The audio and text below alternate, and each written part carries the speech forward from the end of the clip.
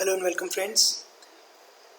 In Unit 1, in Indian economy, up till now, in the last session that we have discussed, we have talked about what economy is, and we also understood what is the circular flow of money in an economy. We also understood what we mean by household sector and what is the meaning of the producing sector and how the money flows between these two entities, right?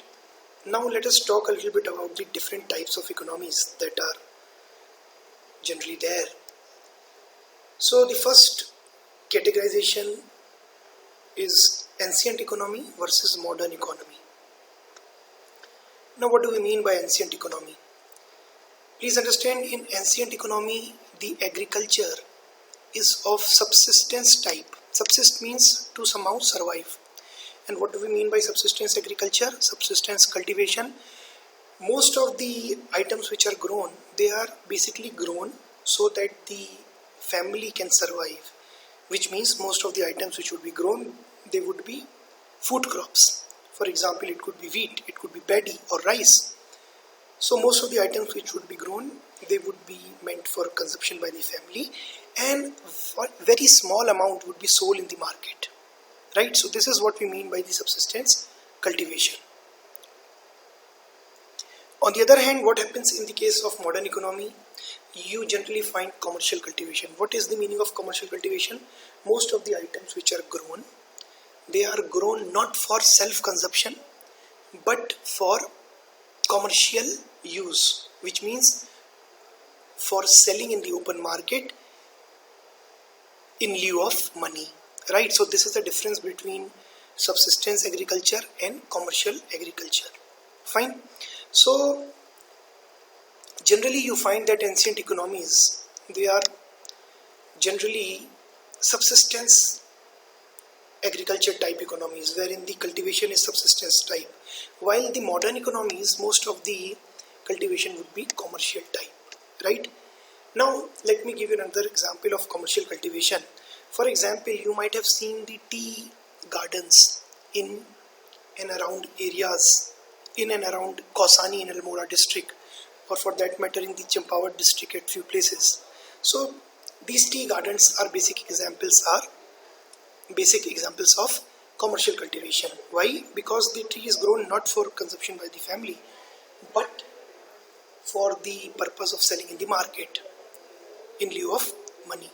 So that is a difference between subsistence cultivation and commercial cultivation. Likewise, you see sugarcane cultivation, they are commercial cultivations. Then people also grow jute, so they are all examples of commercial cultivation. Fine. So this is the difference between ancient and the modern economy. Please also understand that in ancient economies you do not find too many manufacturing firms, while in case of modern economy there are quite a large number of manufacturing firms, and they are able to distribute their products to far off corners of the country or to far off places within the economy. So this is another difference between ancient and the modern economy.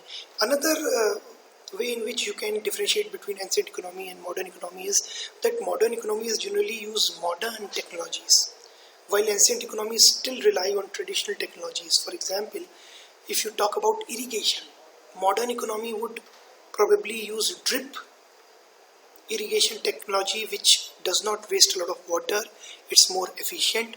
On the other hand, if you talk about ancient economy, you would find that generally people use wells, underground water or surface water in the form of a river or a canal to irrigate the fields. So the use of technology is more up to date or is more cutting edge in case of modern economy. Likewise, for manufacturing, in modern economies you find most of the manufacturing being done by the best quality machines and the most cutting edge technology. For example, nowadays there is a concept of 3D printing. So that is one thing which you would find with modern economies, while in ancient economies such elements are generally missing. Then we have got another kind of categorization which is known as open as well as closed economy. Open versus closed economy. Now what do we mean by open economy? Open economy is one wherein movement of goods and services across border is allowed. There is absolutely no restriction to movement of goods and service across international borders. Now what does this mean? In an open economy, for example, supposing India is an open economy, and let me make it clear to you that India is not 100% open, it is also not 100% closed, but yes, it is more inclined towards being a open economy, right? And in open economies, what happens? Take an example of a country like India.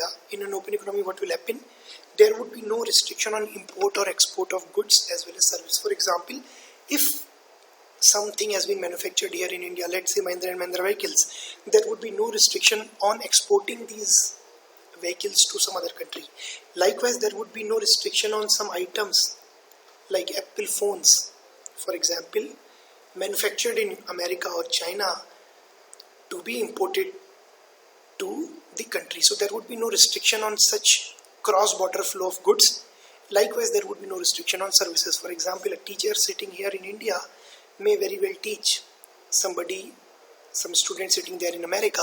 Likewise, some doctor in America may provide online consultation to a patient here in India. So then we can say that the Indian economy is fully open, 100% open, right? So there is no restriction of movement of goods and service as well as no restriction of movement of labor. What does this mean? This means that if somebody in India finds a lucrative job opportunity in China, he can go to China without any restriction or minimal restrictions. So there would be restrictions, but they would be minimal. So nobody is preventing this worker from India to work in China. Likewise, nobody says that somebody in China, somebody born in China is not allowed to work in India. He can also work in India if he gets a job here. So this is what we mean by movement of labor. So movement of goods, services and labor is allowed in open economies and it is restricted in closed economies. India, as I said, though I have taken up India's example to make you understand what open economy is, but India is not 100% open economy. You may say that India tilts towards being an open economy, but some aspects are there which still make it a closed economy. One example could be that if you want to work in some other country, you need to have a passport and a visa. Or for example, there have been some restrictions which have been placed on some Chinese imports, so which is an element of a closed economy. So India in general terms can be called an open economy, but it is not 100% open. It's not also 100% closed. Again, if you take example of North Korea, it tilts towards being a closed economy, but it is again not 100% closed because they still get their defense supplies from China. Defense imports from China are there. They also import some other items from some other countries. So they are not fully closed. But they also not allow every single export to reach their shores, and they also not allow every single item produced in North Korea to be supplied to other parts of the world. So in that sense they are closed, but they are more tilted towards closed economy, towards being a closed economy. Now let's discuss another typification, market-based versus command and control economy. Now what is the meaning and what is the difference between market-based economy and command and control economy? Please understand, market-based economy, all the production that is done, volume of production, what kind of production has to be done, what would be the quantity of production, and who will be consuming the product that has been produced, everything will be decided by the market forces. For example, if there is a lot of demand in Pithoragarh for a cab service from the main market to the college area, then naturally so many service providers would come up who would provide this cab service, taxi service, right? So the quantity of these services, the quantum of these services, how many cabs are there and how many cabs are providing these services, depended only on the market forces of supply and demand. If there was a demand for something, that particular item was supplied and many marketers would come to the market to supply that particular item. So it is all dependent on the supply demand dynamics. Fine. But in a control economy, in a command and control economy, this does not happen. Which items will be produced? in what quantity they will be produced and who will be allowed to consume them would basically be decided by some central authority. It could be the government, it could be some regulatory authority, it could be the army who is governing the country, it could be some regulatory body as well. So it would be decided by some central authority. Fine. Let me give you an example by quoting some instances from the economic history of India, and let me, before moving on to this particular example, let me tell you that India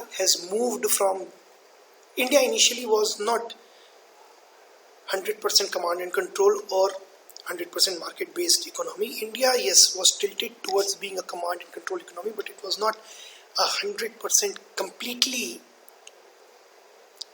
commanded and controlled kind of an economy. But slowly in the last 40-50 years we have moved from being tilted towards command and control to being tilted towards market forces. I'll give you some examples. For example, in 1980s there used to be huge queues for purchasing Bajaj scooters at that point of time. Why? The reason was that how many manufacturers can come to India, how many manufacturers can set up their factories in India, and what all quantities they can produce was strictly controlled by the government. There was not much freedom for some foreign company to set up its factory here in India. So naturally there was limited supply of scooters, and naturally because of that people had to wait for 9 months, 10 months, 1 year, 1.5 years to get the scooter. So they would book, for example, today, and they would get the delivery 15 months down the line. So this was because the government controlled the production quantity of these items, right? But nowadays we have moved more towards market-based economy, and nowadays how many scooters would be produced, who will be manufacturing those scooters or bikes, this depends entirely on the market forces. So for example, if there is a demand for Suzuki bikes in the market, or if it's the Honda bikes for which so many people are demanding Honda bikes in the market, so naturally these companies would produce more, and there is no restriction as such on how much quantity they can produce. So this is how India has moved from being tilted towards command and control to now being tilted towards market-based economy. Is that fine? However, still there are certain things which are controlled by the centralized authority, by the central authority in India also. Fine. For example, how many subsidized LPG cylinders you would get in a particular year? That number is restricted to 9 or 12. Fine. Now if you are going beyond that number, and let's say you are using 14 cylinders, the remaining 2 cylinders, no government subsidy would be provided to you, and you will have to buy on your own. So basically this is an example of how the central authority is controlling the use of LPG cylinders. Fine. Like I said, how much opium would be produced in the country? Opium, I hope you know that this is basically a kind of crop which is used for production of drugs like morphine, right, which are harmful, but also they have some positive health effects, which they are also used as medicines also in some cases. But how much morphine can be produced and how much can be grown in the country, this is strictly controlled by the government. So this is an element of command and control, though the economy is market based here in India. Now let's talk about the three sectors theory. What do we mean by the three sectors of the economy? In every economy there are basically three sectors. The first one is known as the primary sector. Primary sector, wherein you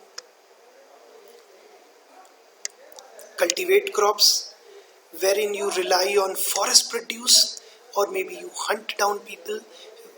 Mining is part of primary sector, then fishing and cattle rearing or dairy production, that is also part of primary sector. So all these activities are part of the primary sector. This is also known as many a times we refer to it as using the number 1. So if we are using the number 1, that may refer to the primary sector, that may be used to refer to primary sector. And then we have the manufacturing sector or the secondary sector. So primary sector is agriculture and mining and fishing and allied activities. Secondary sector is manufacturing, where some manufacturing is taking place, some raw material is being converted into some finished good. And then we have got the tertiary sector, the services sector. For example, a lawyer, a doctor for that matter, or maybe somebody in the fire service, or maybe a chef. They are all providing tertiary services, they are all providing services. Fine. So these are the three sectors.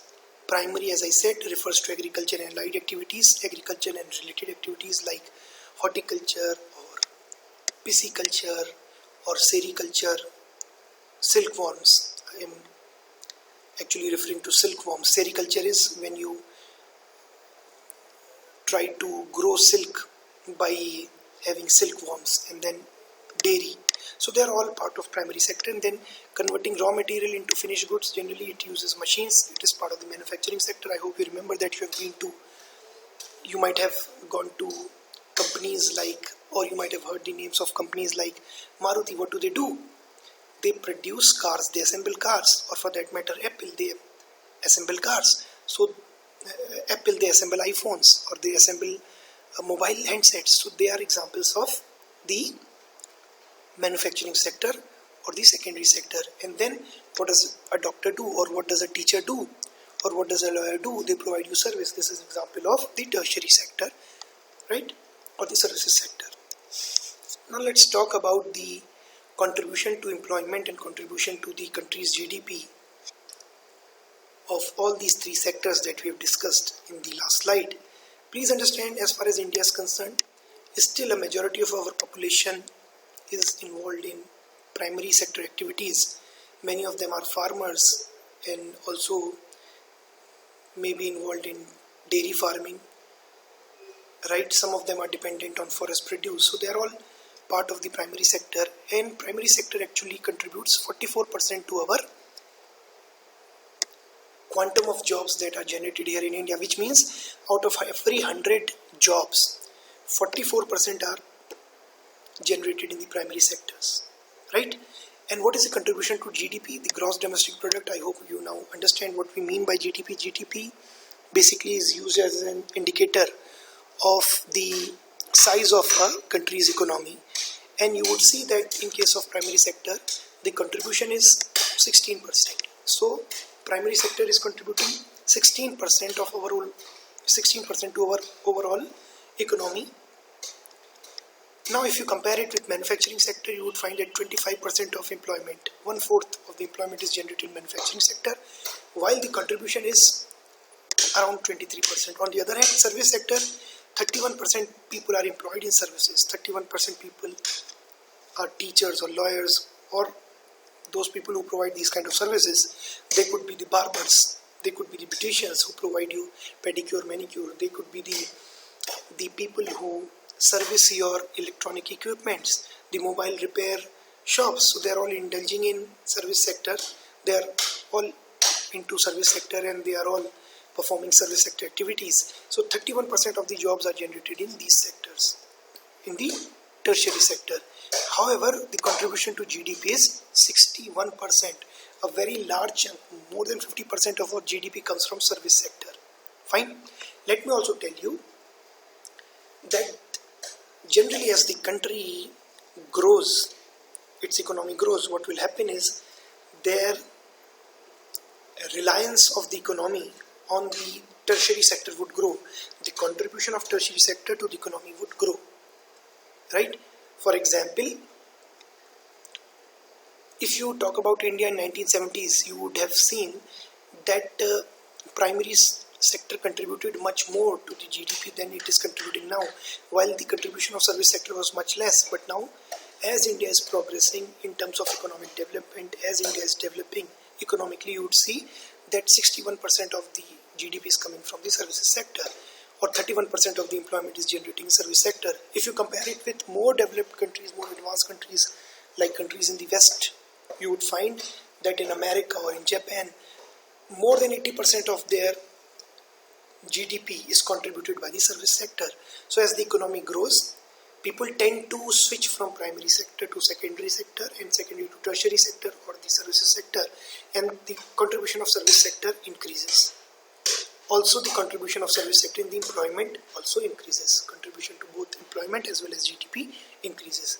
Now one problem here in India is that though we have 44% of our workforce engaging in primary sector, only 16% of the country's GDP is being generated by the primary sector.